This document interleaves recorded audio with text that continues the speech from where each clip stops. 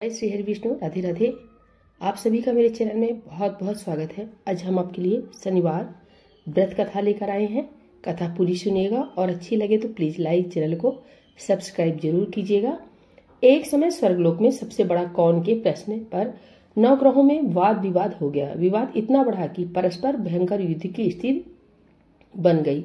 निर्णय के लिए सभी देवता देवराज इंद्र के पास पहुंचे और बोले, हे देवराज, आपको निर्णय करना होगा कि हम में से सबसे बड़ा कौन है।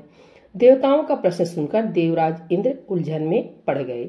इंद्र बोले, मैं इस प्रश्न का उत्तर देने में असमर्थ हूँ। हम सभी पृथ्वी लोक में उज्जैनी नगरी में राजा विक्रमादित्य के पास चलते हैं। देवराज इंद्र सहित सभी ग्रह देवता उज्जैनी नगरी पहुंचे। महल में पहुंचकर जब देवताओं ने उनसे प्रश्न पूछा तो राजा विक्रमादित्य भी कुछ देर के लिए परेशान हो उठे। अचानक राजा विक्रमादित्य को एक उपाय सूझा और उन्होंने विभिन्न धातुओं स्वर्ण, रजत यानी चांदी, कांसा, ताम्र, सीसा, रांगा, जस्ता, अभ्रक व लोहे के 9 आसन बनवाए। धातुओं के गुणों के अनुसार सभी आसनों को एक दूसरे के पीछे रखवाकर उन्होंने देवताओं को अपने अपने सिंहासन पर बैठने को कहा। देवताओं के बैठने के बाद राजा विक्रमादित्य ने कहा, आपका निर्णय तो स्वयं हो गया। जो सबसे पहले सिंहासन पर विराजमान है वही सबसे बड़ा है।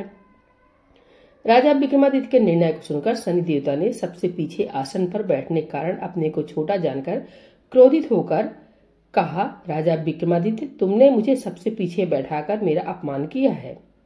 शनि ने कहा, सूर्य एक राशि पर 1 महीने, चंद्रमा 2.25 दिन, मंगल 1.5 महीने, बुध और शुक्र 1 महीने, बृहस्पति 13 महीने रहते हैं, लेकिन मैं किसी राशि पर 7.5 वर्ष तक रहता हूँ। बड़े बड़े देवताओं को मैंने अपने प्रकोप से पीड़ित किया है। राम को 7.5 के कारण ही वन में जाकर रहना पड़ा और रावण को 7.5 के कारण ही युद्ध में मृत्यु का शिकार बनना पड़ा।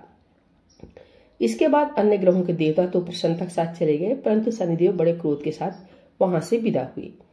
राजा विक्रमादित्य पहले की तरह ही न्याय करते रहे। उनके राज्य में सभी स्त्री पुरुष बहुत आनंद से जीवन यापन कर रहे थे। कुछ दिन ऐसे ही बीत गया। उधर शनि देवता अपने अपमान को नहीं भूले। विक्रमादित्य से बदला लेने के लिए एक दिन शनिदेव ने घोड़े के व्यापारी का रूप धारण किया और बहुत से घोड़ों के साथ उज्जैनी नगरी पहुंचे। राजा विक्रमादित्य ने राज्य में किसी घोड़े के व्यापारी के आने का समाचार सुना तो अपने अश्वपाल को कुछ घोड़े खरीदने के लिए भेजा। घोड़े बहुत कीमती थे। अश्वपाल ने जब वापस लौटकर इस संबंध में बताया तो राजा विक्रमादित्य ने स्वयं आकर एक सुंदर व शक्तिशाली घोड़े को पसंद किया।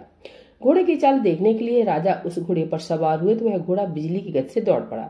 तेजी से दौड़ता हुआ घोड़ा राजा को दूर एक जंगल में ले गया और फिर राजा को वहां गिराकर जंगल में कहीं गायब हो गया। राजा अपने नगर को लौटने के लिए जंगल में भटकने लगा, लेकिन उन्हें लौटने का कोई रास्ता नहीं मिला। राजा को भूख प्यास लगाई। बहुत घूमने पर उसे एक चरवाहा मिला। राजा ने उससे पानी मांगा। पानी पीकर राजा ने उस चरवाहे को अपनी अंगूठी दे दी। फिर उससे रास्ता पूछकर वह जंगल से निकलकर पास के नगर में पहुंचा। राजा ने एक सेठ की दुकान पर बैठकर कुछ देर आराम किया। उस सेठ ने राजा से बातचीत की तो राजा ने उसे बताया कि मैं उज्जैनी नगरी से आया हूँ। राजा के कुछ देर दुकान पर बैठने से सेठ जी की बहुत बिक्री हुई। सेठ ने राजा को बहुत भाग्यवान समझा और खुश होकर उसे अपने घर भोजन के लिए ले गया। सेठ के घर में सोने का एक हार खूंटी पर लटका हुआ था। राजा को उस कमरे में छोड़कर सेठ कुछ देर के लिए बाहर गया। तभी एक आश्चर्यजनक घटना घटी। राजा के देखते देखते सोने के उस हार को खूंटी निकल गई। सेठ ने कमरे में लौटकर हार को गायब देखा तो चोरी का संदेह राजा पर ही किया, क्योंकि उस कमरे में राजा ही अकेला बैठा था। सेठ ने अपने नौकरी से कहा कि इस परदेसी को रस्सियों से बांध कर नगर के राजा के पास ले चलो। राजा ने विक्रमादित्य से हार के बारे में पूछा तो उसने बताया कि उसके देखते ही देखते खूंटी ने हार को निगल लिया था। इस पर राजा ने क्रोधित होकर चोरी करने के अपराध में विक्रमादित्य के हाथ पांव काटने का आदेश दे दिया। राजा विक्रमादित्य के हाथ पांव काटकर उसे नगर की सड़क पर छोड़ दिया गया। कुछ दिन बाद एक तेली उसे उठाकर अपने घर ले गया और उसे अपने कोलू पर बैठा दिया। राजा आवाज देकर बैलों को हाँकता रहता। इस तरह तेली का बैल चलता रहता और राजा को भोजन मिलता रहा।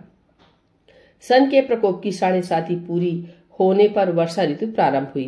राजा विक्रमादित्य एक रात मेघ मल्हार गा रहा था कि तभी नगर के राजा की लड़की राजकुमारी मोहिनी रथ पर सवार उस तेली के घर के पास से गुजरी। उसने मेघ मल्हार सुना तो उसे बहुत अच्छा लगा और दासी को भेजकर गाने वाले को बुला लाने को कहा। दासी ने लौटकर राजकुमारी को अपंग राजा के बारे में सब कुछ बता दिया। राजकुमारी उसके मेघ मल्हार से बहुत मोहित हुई, अतः उसने सब कुछ जानकर भी अपंग राजा से विवाह करने का निश्चय कर लिया। राजकुमारी ने अपने माता पिता से जब यह बात कही तो वे हैरान रह गए। रानी ने मोहिनी की ओर समझाया, बेटी तेरे भाग में तो किसी राजा की रानी होना लिखा है, फिर तू उस अपंग से विवाह करके अपने पांव पर कुल्हाड़ी क्यों मार रही हो। राजकुमारी ने अपनी जिद नहीं छोड़ी। अपनी जिद पूरी कराने के लिए उसने भोजन करना छोड़ दिया और प्राण त्याग देने पर निश्चय कर लिया। आखिर राजा रानी को विवश होकर अपंग विक्रमादित्य से राजकुमारी का विवाह करना पड़ा। विवाह के बाद राजा विक्रमादित्य और राजकुमारी तेली के घर में रहने लगे। उसी रात स्वप्न में शनिदेव ने राजा से कहा, राजा तुमने मेरा प्रकोप देख लिया, मैंने तुम्हें अपने अपमान का दंड दिया है। राजा ने शनिदेव से क्षमा करने को कहा और प्रार्थना की, हे शनिदेव, आपने जितना दुख मुझे दिया है अन्य किसी को न देना। शनिदेव ने कुछ सोचकर कहा, राजा मैं तुम्हारी प्रार्थना स्वीकार करता हूँ। जो कोई स्त्री पुरुष मेरी पूजा करेगा, शनिवार को व्रत करके मेरी व्रत कथा सुनेगा, उस पर मेरी अनुकंपा बनी रहेगी। प्रातःकाल राजा विक्रमादित्य की नींद खुली तो अपने हाथ पांव देखकर राजा को बहुत खुशी हुई। उसने मन ही मन शनिदेव को प्रणाम किया। राजकुमारी भी राजा के हाथ पांव सही सलामत देखकर आश्चर्य में डूब गई। तब राजा विक्रमादित्य ने अपना परिचय देते हुए शनिदेव के प्रकोप की सारी कहानी सुनाई। शेर को जब इस बात का पता चला तो दौड़ता हुआ तेली के घर पहुंचा और राजा के चरणों में गिरकर क्षमा मांगने लगा। राजा ने उसे क्षमा कर दिया, क्योंकि यह सब तो शनिदेव के प्रकोप के कारण हुआ था। सेठ राजा को अपने घर ले गया और उसे भोजन कराया। भोजन करते समय वहां एक आश्चर्यजनक घटना घटी। सबके देखते देखते उस खूंटी ने हार उगल दिया। सेठ जी ने अपनी बेटी का विवाह भी राजा के साथ कर दिया और बहुत से स्वर्ण आभूषण, धन आदि देकर राजा को विदा किया। राजा विक्रमादित्य, राजकुमारी मोहिनी और सेठ की बेटी के साथ उज्जैनी पहुंचे तो नगरवासियों ने हर्ष से उनका स्वागत किया। अगले दिन राजा विक्रमादित्य ने पूरे राज्य में घोषणा कराई कि शनिदेव सब देवों में सर्वश्रेष्ठ है। प्रत्येक स्त्री पुरुष शनिवार को उनका व्रत करें और व्रत कथा अवश्य सुने। राजा विक्रमादित्य की घोषणा से शनिदेव बहुत प्रसन्न हुए। शनिवार का व्रत करने और व्रत कथा सुनने के कारण सभी लोगों की मनोकामनाएं शनिदेव की अनुकंपा से पूरी होने लगी। सभी लोग आनंद पूर्वक रहने लगे। बोलिए शनिदेव भगवान की जय, श्री हरि विष्णु की जय, चिरौलनाथ स्वामी की जय।